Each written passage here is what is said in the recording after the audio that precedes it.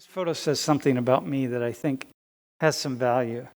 And first off, that's my father. So my father was 55 when I was born. My mother was 45. I lived outside the box. Even as a kid, I was taught to be outside the box. You don't have to follow the rules. You don't have to follow other people. And so I did that. And I learned that. And I kind of have lived my life like that in so many different ways. And that's how I am. That's how I express myself. So this is not necessarily a traditional class, and I'm not necessarily a traditional person. That I'm really comfortable with things that many, many other people are not comfortable with. I'm comfortable in awkward moments. I'm comfortable having conversations that really make other people nervous. I'm comfortable in situations that would make other people nervous. I'm comfortable dressing in pink and holding a doll. I still would dress in pink and hold a doll. It just doesn't matter. And so in many ways, this class will reflect that. My father died when I was 9, and then I was largely took care of myself. And I grew up in the working class in Toledo, Ohio. When he died, things were really tough. My mom she worked as she didn't make a lot of money. And, I was buying my own school clothes when I was like 12 years old. So, it was good. In high school, I don't know what my GPA was. It was like 2.3 or something like that. I don't know. Doesn't matter. I scored in the 51st percentile of the SAT or the ACT. So I am above average, which is really all you ever really want to be. Is kind of somewhere around average, and a few things you want to be above average. So 51st percentile puts me above average, and that's pretty cool. When I finished high school, I was playing in bands. I played in bands. I started playing drums when I was 12. Also, started playing in bands, and we were always playing music. And I wanted to be a rock and roll star, not a star. I just wanted to play music. After high school, I didn't know what I wanted to do. I'm telling you about myself because you need to kind of have a sense of where I'm coming from. Learn in a class like this, you have to have a sense of trust of the instructor because these are really highly contentious issues and we're going to be all over the place. We're going to talk about a lot of really sensitive things. You have to have a certain trust or a certain sense of where I am. And when you have a sense of where I am, then you can develop a certain trust, okay? I started college. Because I got into college because I later realized it was the University of Toledo that they accepted everybody. So I got in. First semester I actually got C's surprisingly. I was an accounting major of all things. Accounting, like holy smokes! I would start a quarter and I'd start with like 15 credits and I'd end up with 3. One time I started with 16 credits. I ended up with 1. It was a racquetball class, and I even got a C in that. Because I just didn't want to do it. But you could do that back then. It wasn't that expensive. So, it was a different kind of world. After two years, I started my 3rd year and I moved to a community college, a 2-year college. And I said, well, maybe I'll get my 2-year degree. And I'll just, I was painting I had a small business and I was playing music still. And I said, maybe I'll just get my 2-year degree. And I took 4 classes and I stopped going to one, then another, and another. I had one more class that if I dropped out, I knew that was it. That was it. I'd never go back. And I was walking to class and I saw in the library was there, and I went in the library because that's what I always did, right? And I was looking at stuff and I saw this article about prisons. It just captured my imagination. And I said to myself, I feel like that would be fascinating to work in a prison. And so I went on, there was a phone on the wall, and I called it was a social work department I called, and the guy said, yeah, come on over. And so I enrolled in social work, and then I became a student, really a student. I mean, I really, really, really became a student.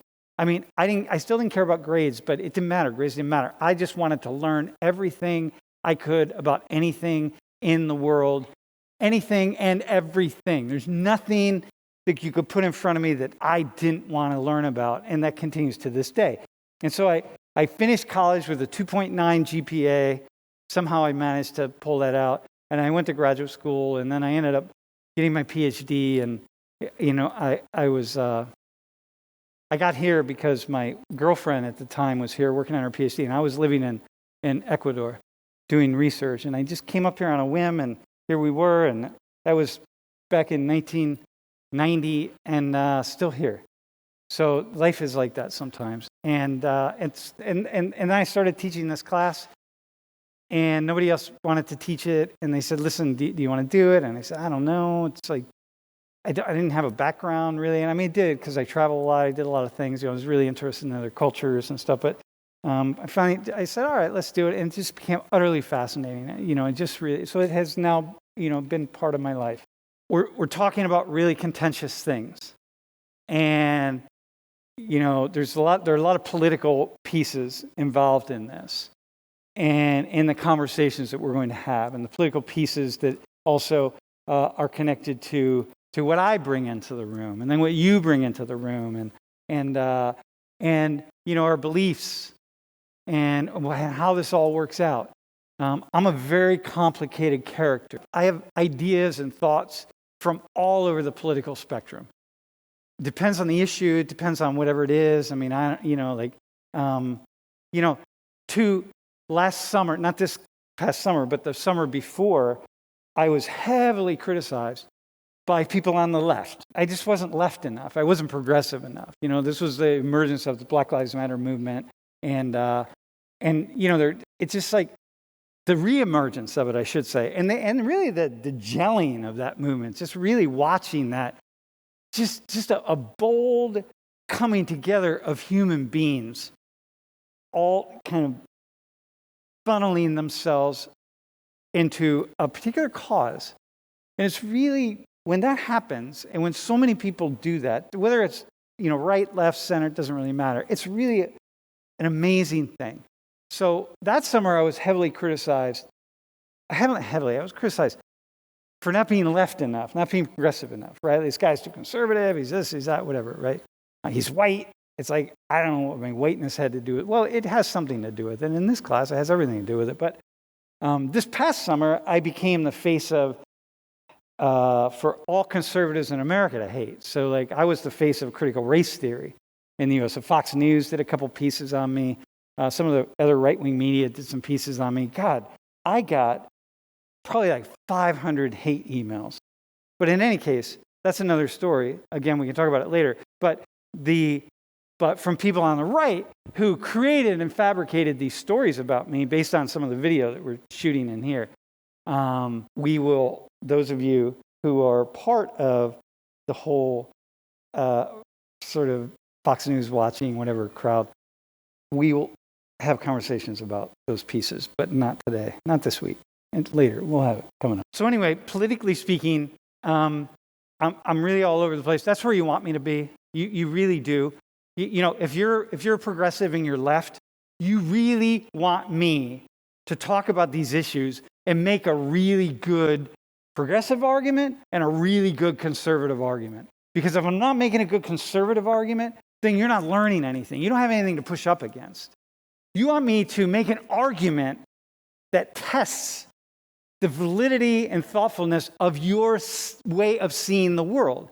Because only by being questioned can you fine-tune, sharpen, and strengthen your argument and how you see things. Because if you say something, and I'm just you say whatever you say, and I'm like, oh yeah, okay, that's fine, and I just let it go, then you walk away thinking that you know something. But if I say, wait, hang on a second, bro, what about this? What about that? And then you respond to me, and I say, no, I disagree. How about this over here? And we keep going. Then you're being challenged. So if you're progressive, you need me to come in and make some really good, more conservative arguments. Because that's how you're going to learn. And if you're more conservative, you need me to come in here and make some more really progressive, left-leaning arguments. Because that's how you're going to grow. And no matter what happens, what you all need to know is this, and I say this all the time, and it's really, really important. Whatever you think of your politics, okay, whatever you think of your politics, understand that 25% of this classroom sees themselves as left or far left. 50% of the classroom, you see yourselves as moderate. Some left stuff, some conservative stuff, but you're all kind of all over the place. And 25% of the classroom see yourselves as conservative or far right. And so if the far right people, if I'm not making a far right argument or a statement that you all would think like, oh yeah, I agree with this guy, and like Sam Richards, yeah, like well, what an idiot, because he said this in class or he said that in class, and like, whatever, right? Well, listen, the people over there are going like, oh yeah, I love Sam Richards. Yeah, he made that really cool left-wing progressive argument that I agreed with. Meanwhile, what you don't realize is there's people over here think I'm an idiot and hate the fact that I said what I said.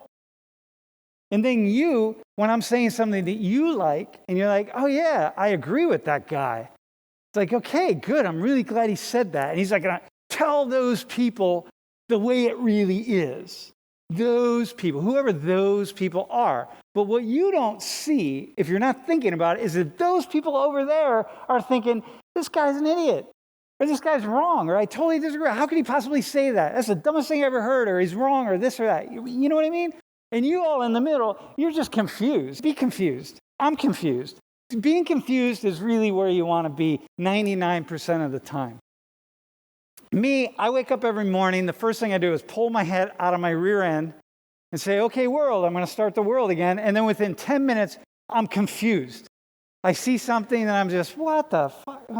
I don't know. I don't know what I think. I think so many things. So anyway, so my politics are going to be all over the place. And that's going to come out in the teaching in this class. So I'm a teacher. My job as a teacher is to do, in equal measures, provoke and inspire, but always to confuse. If you don't leave this class more confused than when you entered, then I have not done my job. I will surely leave the class more confused than when I entered, because if I make any kind of really interesting and thoughtful arguments and show you some things and you talk to each other, like if I'm doing that, you're going to get confused. I confuse myself easily. Every time I open my mouth, I confuse myself. Okay, so that's personal beliefs.